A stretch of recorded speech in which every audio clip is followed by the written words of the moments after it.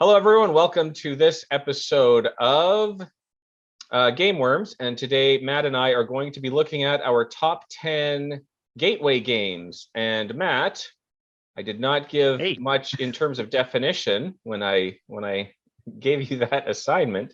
What that's is your true. definition of a gateway game? So for me, when you said gateway game, I essentially just thought of a game that I would teach or show to someone who is not part of the hobby of board games, if you Mhm. will. Something that is either relatively easy to learn or is kind of catchy kind of thing, if that makes sense. Yeah, perfect. And I think it's very similar to what I went as a game that would get people gaming. And I want to do a loose definition in case there's people out there watching that aren't familiar with the board gaming hobby, because I think a lot of people might just Sure. think that means you play like playing Risk and Monopoly. But games like Risk, Monopoly, Clue, those don't fall into the board gaming hobby umbrella. Like you're not going to find those at board game convention or something like that, for Yeah. example. Yeah. Maybe a couple, but a little bit off to the corner, and Yeah. we And don't it doesn't normally play mean too many of those. doesn't mean Yeah. people wouldn't like them or play them. It's just like if somebody says, "Oh, I'm really into sports," I wouldn't be like, "Oh, hey, cool, let's go play tag," right? Like, okay, tag meets the technical definition of a sport, probably. Yeah. But that's not usually what somebody who's really into sports is talking about. Yeah, these would be games where I would show these games to people who have probably played Monopoly or played Risk, and they're like, yeah, but I want something fun. Yeah, right.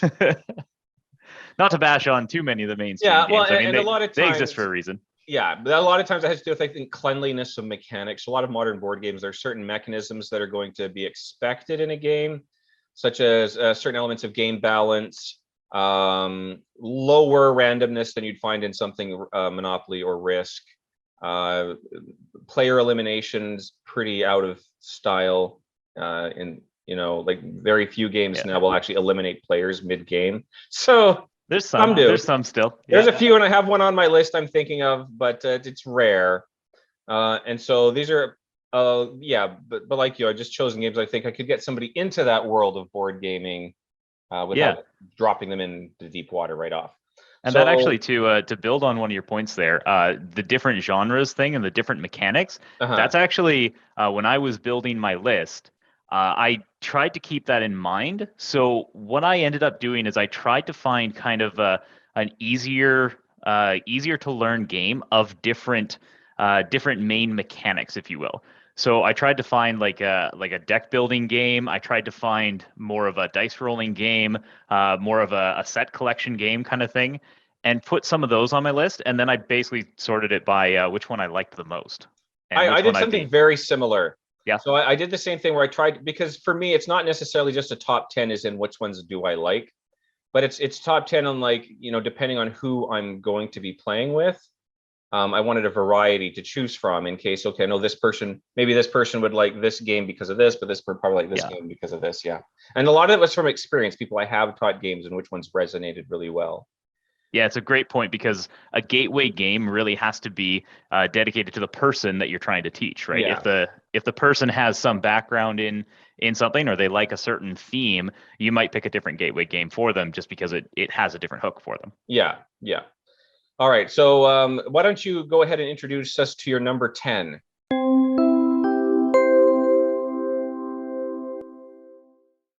Okay, so my number 10, I think this one would be pretty controversial on a gateway game, but I wanted it mentioned.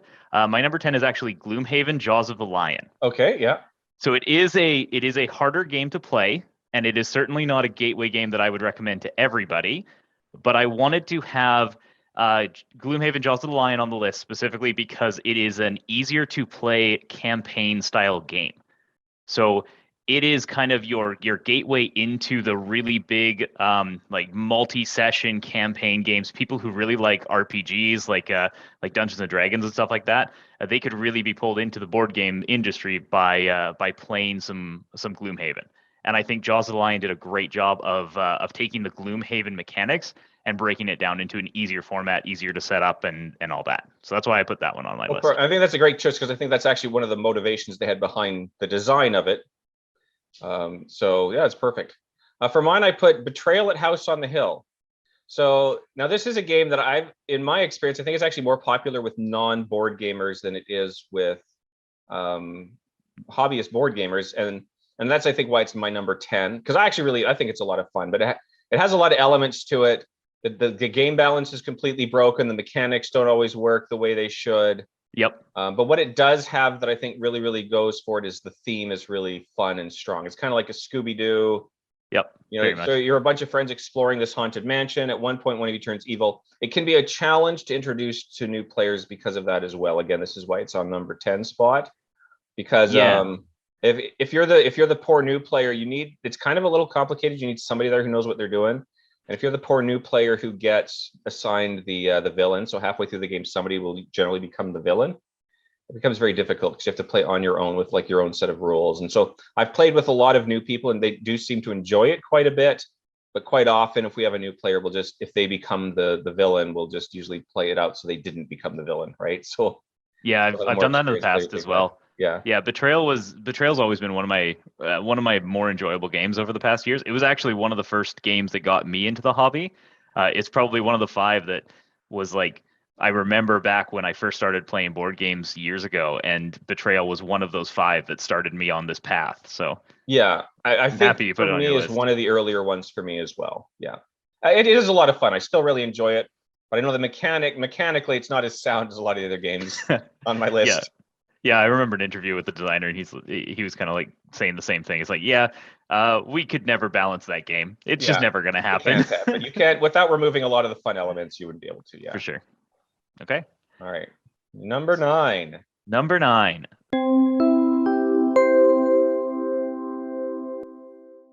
So my number 9 is a dice rolling game, very heavy on the dice rolling game, and I often introduce the game as Death Yahtzee. Mm-hmm. It is a game where it's primarily played kind of 1v1, but you can do it as teams or you can do it as free for all. And the game is called Dice Throne. And so in the game, you have a unique character. That character has a player board in front of them. But the essential mechanics of the game is just Yahtzee. And that's why I do consider it as somewhat of a gateway game. I've actually held tournaments at local conventions for Dice Throne, where I have taught people who have never played the game before, and they can end up winning the tournament because there is a lot of randomness to the game, and it's really just you roll your dice, you see what the symbols are, you match it up to an ability, and then you beat the snot out of your opponent. I think that's a brilliant choice, and I wish I'd thought of that because I think that's a great one. Because you're right. Most people are familiar enough with Yahtzee that it makes it a great gateway in that sense. They already know the mechanism behind it. Yeah, and you're just kind of coloring it in a little better, making it more fun. It was very close to not making my list for a different dice rolling game that I had thought about, which I might say my honorable mentions at the end. But the reason that this one kind of tipped the scales is actually their packaging. It's a really well put together package, and if you ever want to get into Dice Throne, you can actually buy it in sets of 2 characters. So if you have 2 people that want to get into it, you can buy 2 characters. If you have a bunch of people that want to get into it, you can buy a pack of 8 characters at the same time, kind of thing. So they did it as seasons, and then they did it as battle chests, I think is what they called them. Okay, cool. So nice that you can pick up a little bit of the game instead of the whole thing at once. All right, so my number 9, I'm putting Dominion. And the reason I'm putting Dominion, it's not even my favorite. So the type of game Dominion is a deck builder. So you start with a basic hand of like 10 cards or whatever it is, and then throughout the game you're buying more cards to put in your hand to make it more and more elaborate. And Dominion's not even my favorite game of that type, but I just think it's the most well known and it's accessible to a lot of people. And I know a lot of people who just absolutely love it, who have the entire collection, because it's another game where you can just build on it and buy decks and decks and decks to add to it. So I think that's a good one to get a lot of people started as well, especially with deck builders. And it's a mechanic that a lot of games use, even if they're not entirely built on deck building. A lot of games use that same mechanic. Yeah, I've often said that Dominion is a deck building game, and other deck building games basically use deck building and then add to it. Yeah. So I like the choice of Dominion as a gateway game. I know some people think that it's not as much of a gateway game because there are some. Well, really, if you've played a lot of Dominion, you'll be able to figure out what are the best cards to buy. So people say, don't use it as a gateway game just because somebody who's played it so much will probably win because they know how to build their deck better. I think that can be said for a lot of different games, though. So I don't know. Yeah, I think the still consider mindset it. is when you're teaching people a game, you just can't be a jerk about it, Yeah. right? Yeah, for So, sure, for sure. But okay, all right. we're moving on to number 8. Yeah, let's do a number 8.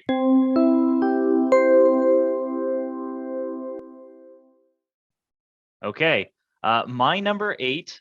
This one, I'm not sure if you know this one or not, but it's a Wonderful World is my number 8. I don't know if I have played that one. So, It's a Wonderful World is a drafting game. So essentially, you start with a hand of cards. You're going to take one card out of your hand. You're going to pass your hand to the next person, and everybody in the circle kind of does this. Once you've drafted all of your cards, you're going to choose which ones of your cards to build and which ones of your cards you're going to sell for resources. After you've sold cards and built cards, everybody goes through a production phase where you gain bonus resources to build the rest of your cards that are in your queue, kind of thing. And you repeat that process 3 more times, and that's the entirety of the game. Mm-hmm. So it's a simple game to teach people. I've found a lot of people had a lot of fun with it, and I think it's a good introductory to drafting mechanics. I considered putting like 7 Wonders on my list, but honestly, I haven't had as much fun with 7 Wonders as I've had with It's a Wonderful World. And I find that the same kind of thing happens, like I was saying before with Dominion, where people who know 7 Wonders tend to do a lot better. There's just certain cards that they know that they should buy. If you know, I think that goes with anything that uses deck synergy, is you know what goes together. It's going to give you a huge advantage. Yeah, and I find that happens less with It's a Wonderful World. Right. Because it feels like whatever card you get, as long as you're building things, you're going to do okay. Yeah. Okay. Excellent. Yeah. All right. So for mine, I just minimized it. My number 8, I put Seafarers of Catan. So Okay. Catan's another game that I think is pretty widely known and played even outside of board gaming circles. So in my definition of gateway, I think it's another one though that introduces a lot of people to the world beyond Risk, Monopoly, Clue, right? Sort of thing. But I don't think it's all the way into the board gaming hobby either, but it's a good start. But the reason I said Seafarers over Settlers of Catan, Seafarers is an expansion of Catan, so you have to have the base game. But you add, it's like 10 times the fun with only like 2 extra rules because it adds a lot of exploration and it adds the gold resource. Okay. I think that's a good one, especially if you're playing with like family and stuff like that. I think it's a good game that's fairly involved, can be a lot of fun. There's a lot of interaction, which I think is, pretty important, especially if you're, for a gateway sort of game, a lot of trading and deal making and stuff. So I just went Seafarers because it's just way more fun for your buck than just basic Settlers. Fair enough. Yeah, I haven't played the Seafarers expansion. It's been quite a while since I played Settlers of Catan, even. Yeah. Once you get into the board gaming hobby, there's better things out there that do the same things. Yeah. But it's a stepping stone, I think.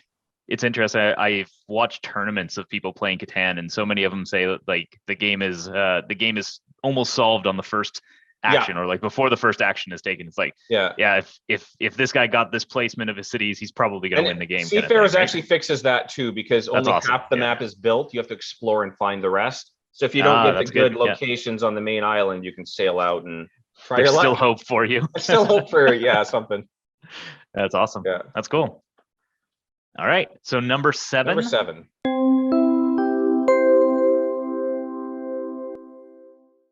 For my number 7, I put down a social deduction game. I went with The Resistance.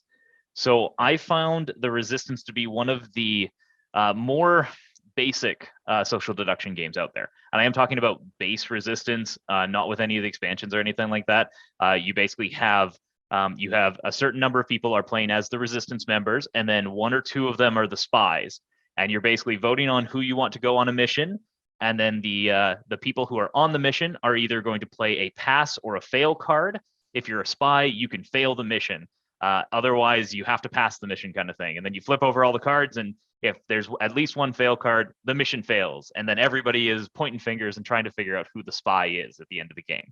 It's an easy tug of war game. It's played over 5 rounds, so it's not very long. And it's one of those games where it's a social deduction. So you're getting into that genre, but it's not something like a Mafia or a Werewolf where there's player elimination right away. And it's also it's one that actually has a bit of game to it, I find that there's some social deduction games out there that have very little game to them, where it's essentially just you're trying to read the other person's face and you can't tell anything by their actions. At least in the Resistance, people are taking some actions here and there to be able to out themselves, kind of thing. Yeah. Yeah. Yeah, I think for my number 7, I actually wanted a programming game in here. And so my favorite programming game is Mechs versus Minions. And programming game was tough because, and I don't know if a lot of people would consider this a gateway game, but here's the reason I included is because there's a lot of ones like Robo Rally, things like that, that I really hate. People either love them or hate them, right? So it's kind of hit or miss. Everyone that I've played Mechs versus Minions with loves it. You know, the programming element is fun and it's thematic. It's thematically appropriate for what's happening there. But another reason I wanted to put that one on is because it's also cooperative. So it's a game where it's a little more complex than I think a typical gateway game that I would want to introduce to someone, because you're working together. As long as at least one person knows what's going on, it's really easy to work together without just having the good player dominate everything, you know, just going and winning. You're all on the same team in that one, and it's a lot of fun.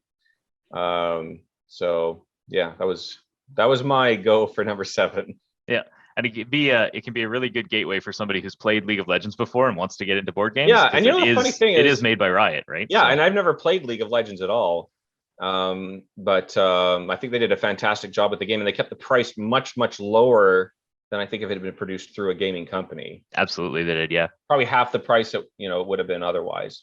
Yeah, I definitely got the game because I do play a lot of League of Legends. So as soon as they made a board game, I was like, yes, I'm in 100%. And yeah, I loved the game. It was great.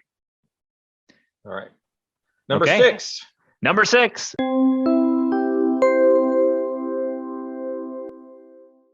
Well, here's our first crossover of our list. I threw Dominion on my list for my number 6. Yeah, I think it is. If I'm going to teach deck building to someone who has never played a deck building game before, I'm going to teach them Dominion. If I'm going to play a deck building game for myself, I probably won't play Dominion. Dominion, in my perspective, is a deck building game where you build a deck and whoever has the best deck wins. Personally, I like to play deck building games that have another mechanic on top of that, something like a Clank or something like a Dire Wild for me. That's one of my favorite deck builders that not a lot of people know about. Yeah, for me, Dominion is like the basic mechanic of a deck building. So I use it as my gateway game into deck building games. I'll teach you Dominion, and then after you've learned that, we'll go play some Aeon's End together. Right. Yeah, great. And I think that's kind of where I was coming on with that too. It's a good intro to that, and then move on to something a little more exciting. So. Yeah. Sorry to all the Dominion fans out there. Yeah, sorry. Yeah, I mean, it's fun. I do enjoy it, but I think there's the theme carries in a little stronger in some of the other games. It is.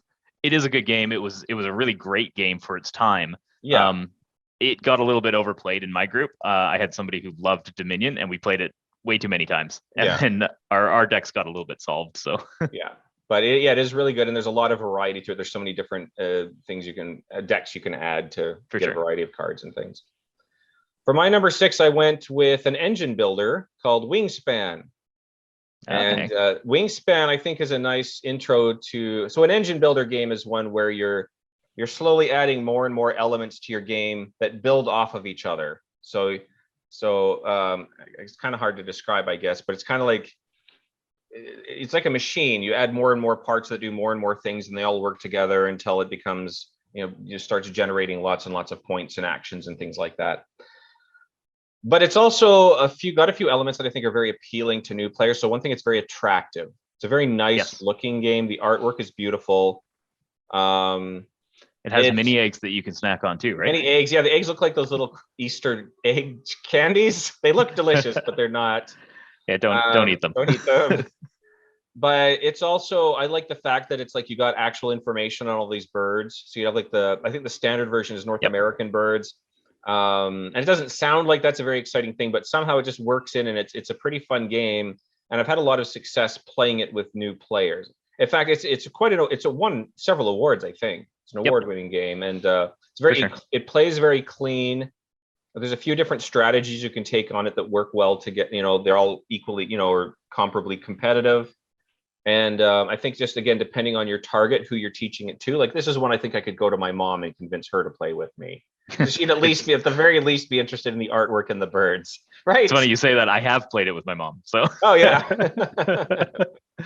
But she's not going to play probably any of these other ones with me. So I've got my mom to play a few. Yeah. Yeah, I think my mom actually she likes a few of the games on my list. She's actually undefeated on one of the games on my list. So my mom has played Catan with us, but she stopped because I think she gets too competitive. She doesn't like how competitive she gets. Yeah, there are definitely some people out there like that. Yeah, they get really competitive, and it's like, okay, you gotta relax a little bit. We are still playing games for fun, right?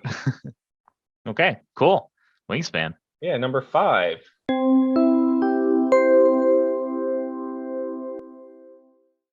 All right, my number 5, I put down a kind of pseudo party game. I didn't want to put like a true party game on my list because it's not really, in my opinion, part of like the hobbyist board games, if you will. And I didn't think that was what this list was for.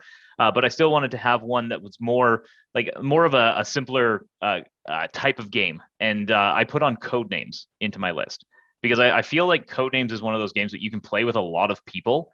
And it can have good group discussion in the game. Essentially, in Codenames, you have 25 different words on the table, and you have one clue giver, and that clue giver is going to say, "Okay, peanut for 3," and you're trying to find the 3 words on the table that go with the clue of peanut, kind of thing. It's a super simple game to play as long as you've got clue givers who kind of understand what they're doing. You can play with pretty much any number of people. You just split off into 2 teams and you just compete with each other. Now, my preference is actually to play Codenames Pictures. It's less restrictive as far as the words are concerned, and I love the weird looking art that they have. They have like stopwatches made of apples kind of thing, and it's you can tie really interesting pictures together because of it. So yeah, that's my number 5 is Codenames. Interesting, because also my number 5 is Codenames. There you go. For a lot of the same reasons. It's a good and another reason so kind of just adding on to what you've already said, it's also because it's a team game, you can have, really there's no limit to how many players. So you have, again, people working with you, which I think is nice when you're a new player and you don't feel like it's you against everyone else or you against one other person. You got people on your team helping you. So, it's nice to have that kind of support. Again, it's not overly complicated. There's a lot of varieties and flavors of it. So there's like a Disney version, Harry Potter version. There's all sorts of different things you can get. So it's easy to target to somebody to whittle to their tastes, depending which version you use. Yeah, pretty much everything you said is pretty much why I chose it as well. So awesome. Yeah, that's interesting. Yeah, it must be the 5th best gateway game out there. It must be. Decided that. Yeah. All right, number 4.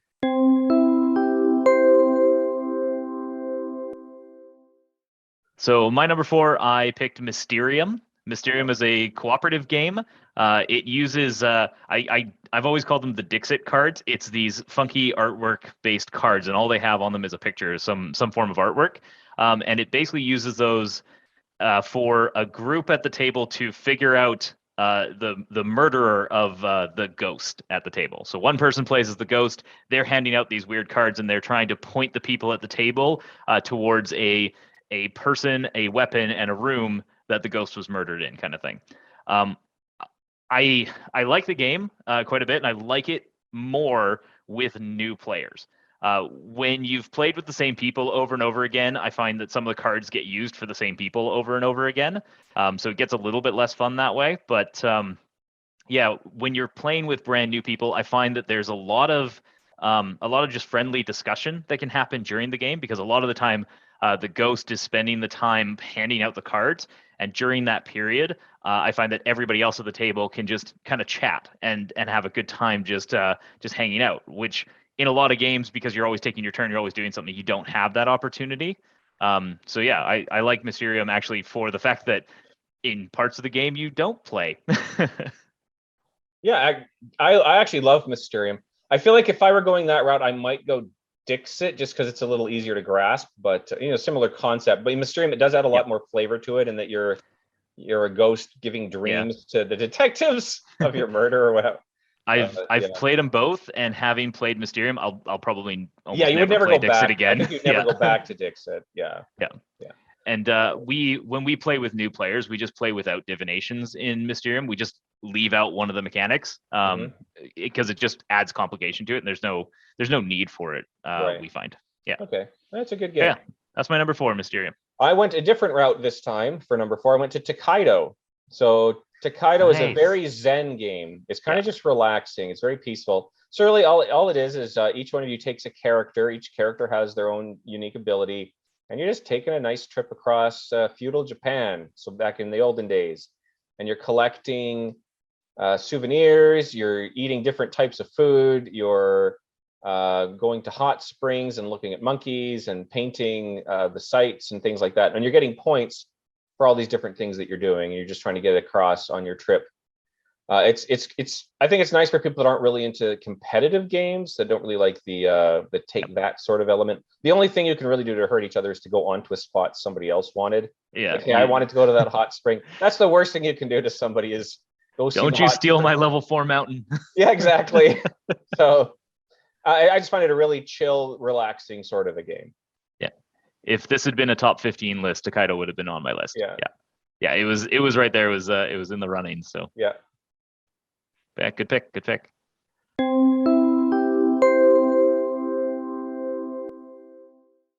Okay, so for number 3, I went with a tile laying game, I guess you can call it, and it's all about patterns and quilts and colors and cats. And my number 3 is Calico. I think the theme of the game, where you are building quilts to attract cats and colorful buttons, really resonates with a lot of people, especially a lot of people who are newer into the board game industry. I think it's a very cute theme, and it's a very easy game to play, because on your turn, you are playing one tile from your hand of 2 tiles, and then you are drawing one new tile from a row of 3. And that's the entirety of the game. You just continue doing that. The complexity of the game comes in trying to match the patterns and trying to match the colors to the different objectives on your quilt board. Everybody has their own board, so there's, again, very little take that in the game. The only thing you can do is I can draft the tile that you really wanted. But honestly, most of the time when I play, people are just saying, oh, I really want that tile. And most of the time people will just leave it for them, because it's just like, yeah, we're building our own quilts. It's fine. That's awesome. It sounds, I've never even heard of it, but it sounds pretty cool. It sounds like, is it kind of Carcassonne-y? If Carcassonne was like personal boards, if you will. Okay. I don't know if you've ever played Patchwork. No. It's similar to Patchwork, a little bit more complex than Patchwork, and for more than 2 players. Okay. Oh, right on. No, it sounds, you've sold me on it. Just there you go. Description. All right. So for my number 3, I went for Santorini. Santorini. Okay. Yeah. So Santorini is a nice one. The reason I like it, it's got movable. So you're actually building something. It's basically Santorini. It's based on the city in Greece. And so you have this little board. Your board is this little island and kind of like a chessboard grid. And you're building these white buildings with these blue domes on them. And you have a little character who is either a Greek god or a Greek hero, or someone from Greek mythology. Your characters aren't that. You have these little workers, but your sponsor, I guess, is one of these Greek gods or heroes, right? Sure. Yeah. So they'll grant you a special ability. The reason I like it is it's very, very simple. There's only a couple of rules involved with the game. It's basically move, then build, move, then build, move, then build, which will be modified a little bit by whatever your god's power is. And then ultimately, you're just trying to get one of your guys standing on top of a building. So it's a good analytical game. So I'd say it's kind of chess-like in the sense that you're kind of having to plan your moves and where your guys are standing in kind of a similar way. But it's just much simpler and quicker. Yeah, it's a small 2-player abstract strategy, right? Yes, and you can do 3 or 4. I would not recommend 3. 3 is kind of an awkward, but 4 is really nice because you actually play two versus 2. Oh, gotcha. Turns. That's actually a lot of fun. Cool. Yeah, I haven't actually played that game myself, but I've heard lots about it. Yeah, right? It's been around forever. And it's one I've taught a lot of people, and they've all seemed to have enjoyed it. So cool.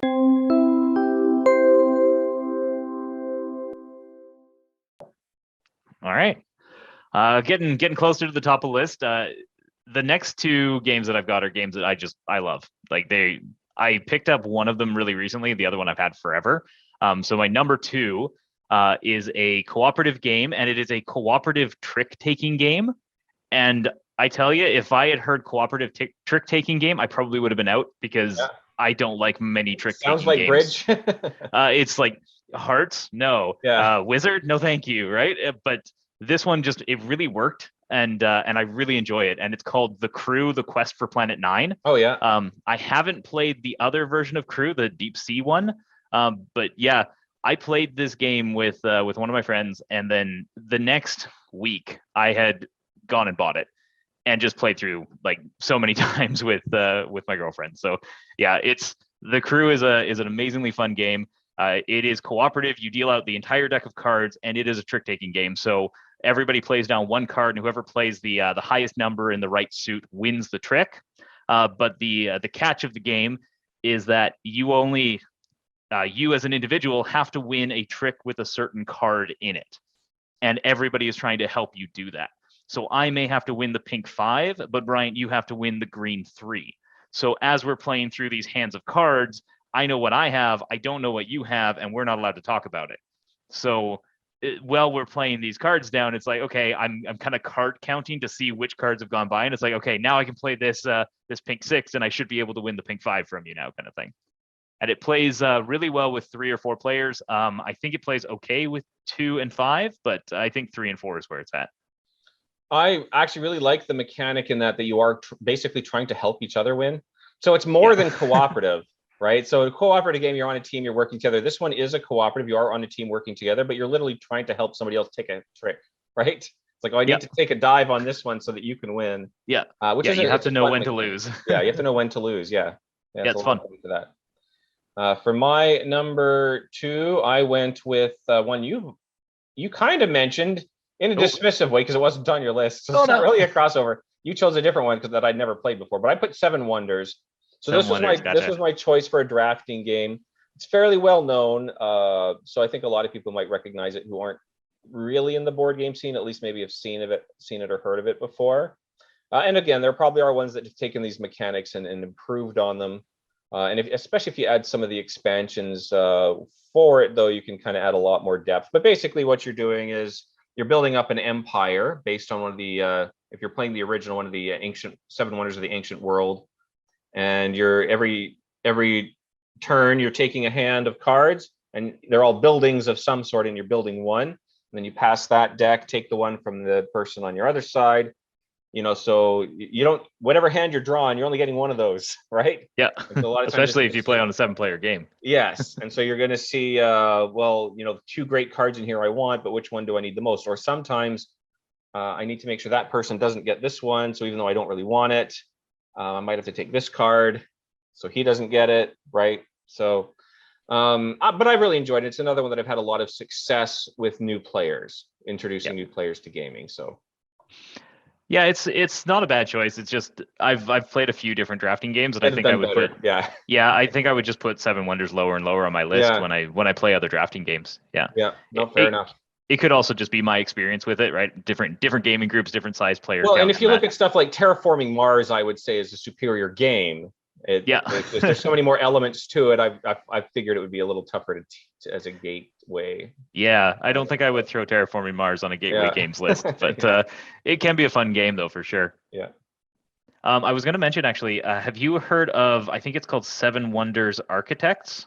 No. I think it's a newer game that apparently takes the 7 Wonders game and makes it a little bit even simpler to play with even shorter turns and stuff like that. So if you do enjoy 7 Wonders, it might be one to check out. Well, I have played 7 Wonders Duel, so I don't know if that's much different, but it's a 2-player version. And it's, Duel's a 2-player version. Architects is a different one. I think it came out like this year, or sorry, I guess last year or the year before, kind of thing.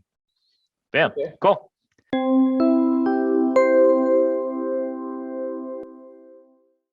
All right, are you ready for the number one introductory game of all time? Yeah. Not just on my list, but of all time, is Valeria Card Kingdoms. Okay.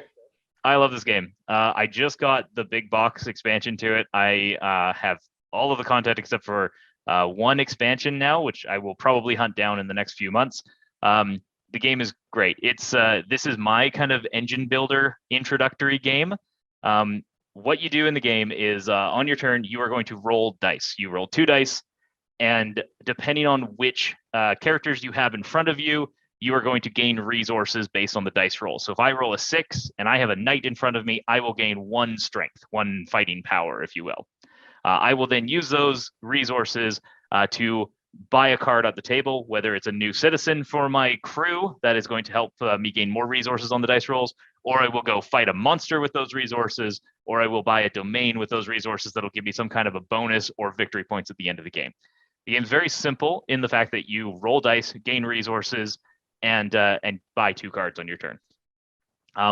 Where it's a lot of fun is the replay value, and also the fact that the game keeps you engaged all the time, because when every other player is rolling dice, you're still gaining resources. So if you roll the dice on your turn, I still gain resources for all of my citizens in front of me.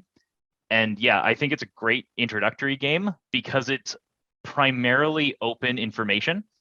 Everybody's tableau is built out in front of you. So if you roll the dice, I can help you gain the resources. If I can see all of your resources, and as I'm teaching the game to you, I can kind of point out, well, you could buy this, you could defeat these monsters, you could buy these domains, kind of thing. And yeah, and the game just keeps going until a certain number of stacks have gone away, and they've added some other expansions to it that can make it more intricate and more complicated as you go in, but more fun as well. So it kind of starts off as that really nice gateway game, but it can actually stick with you and build to be one of your favorites in your collection. And actually, I love that game. It's a really good. And the only reason it's not on my list is because I didn't think of it until I was loading in to this. I was like, oh, I should have really put that on there somewhere. It's too late now. But no, I definitely vouch for you. But I will make this argument with my number one that there is one better gateway game. Oh, okay. Yes, and that is Quacks of Quedlinburg. Interesting. And I've had a tremendous success introducing non-gamers with this game. Have you played this one before? I haven't played it. So okay. So it sounds like it's going to be about ducks, but it isn't. Quacks of Quedlinburg is every player is a potion maker. And so every round you're basically you're trying to add reagents into your potion without it blowing up. And if it blows up, it's not the end of the world. You just don't get as many things. So how it works is it's a push your luck game. So what that means is that if you get too many of a certain ingredient in your potion, it will explode. And you're drawing your reagents out of a little bag. And so every time you draw, you put your little reagent in your potion. But you start getting to a point where it's like, oh, do I want to risk drawing one more and risk my potion exploding? Or do I stand pat? You know, it's kind of a blackjacky sort of a concept. You know, do I stand pat or do I keep pulling, right? So it's a lot of fun. It's pretty exciting. It's pretty simple. You have these little spell books that tell you what your reagents do. You can mix it up because if you can, turn the page in the spell book, if you have like pumpkins, and one, you'd have it do this, or I could flip the page in the spell book and have it do something else. So it's pretty easy to play. It's pretty straightforward, and it always feels kind of tense because you're always trying not to blow yourself up. So yeah, I could see that. Yeah, any push your luck game is going to feel that way a little bit, right? Yeah. Honestly, by the cover of the game, and like I said, I hadn't played this game myself. By the cover of the game, it doesn't look like it's as easy to play, but yeah, that's pretty cool. Yeah, there are expansions to it, and there are some elements of it that I actually just don't use. But oh, there you go. Yeah, I've taught it to several people at least, and I haven't had too many. It's again though, it's another one. All you really need to do is draw reagent, put it on the board, right? Yeah, and you'll have to teach it to me sometime. Yeah, I will, absolutely will. Yeah. So that's my number one, indisputably scientifically proven top gateway game known to mankind. So, yeah. Sure. But I do give Kingdoms of Valeria some props for being an absolutely wonderful game, and I kind of wish it was on my list. I just didn't think of it at the time. Yeah. So awesome. All right. Well, do you have any final thoughts you want to put in here? Yeah, I got a few honorable mentions if sure, let's take the time. Yeah. So some of the other ones that I thought about were Sagrada. Sagrada's a good game. Didn't quite make my list. It would have it got replaced by Dice Throne. I think Dice Throne is just a little bit more fun for me. A little bit less of that feeling of like, oh, I can't use this dice. Another one that almost made my list was Castle Panic. It's a bit of an older game now, but it's a cooperative game, and again, like you can play with your hands face up, and it's a tower defense game essentially. So you're playing cards from your hand to defeat monsters in certain rings and colors. So it's pretty simple to play. And then I think I already mentioned Patchwork almost made my list. Tokaido almost made my list. And I had Sushi Go as my other option for a drafting game. But yeah, went with It's a Wonderful World instead. Okay, no, great choices. I think the only one that I really debated and then ended up not putting on my list was Clank. And just because I think Clank's a little more complex than I would probably. I have taught it to people before, but I don't think it was the optimal choice for a new player. Yeah, I think I agree with your choice of putting Dominion on your list instead of Clank. Yeah. So, all right. Well, thank you very much. If any of you guys disagree with us, you're wrong, but let us know and we can discuss it. Quite clearly wrong. Yeah. All right. Well, anyways, everybody have a wonderful evening. Matt, thanks for participating. Yeah, thanks for having me. And we'll see you all next time.